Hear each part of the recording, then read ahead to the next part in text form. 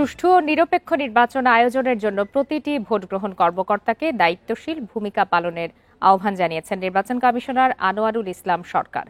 দুপুরে কুমিল্লার একটি অনুষ্ঠানে এই আহ্বান জানান কমিশনার আনোয়ারুল ইসলাম সরকার।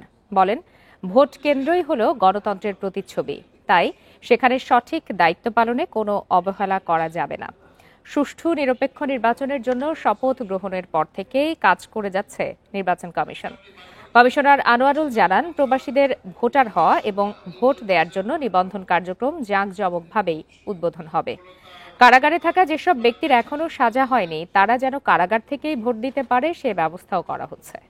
একটা ভালো নির্বাচনের জন্য শপথ নেওয়ার পর থেকে জেহাদ ঘোষণা করেছে যে একটা অবাধ, সুষ্ঠু, নিরপেক্ষ, গ্রহণযোগ্য নির্বাচন করার জন্য যা যা করা প্রয়োজন সব প্রস্তুতি নিচ্ছে।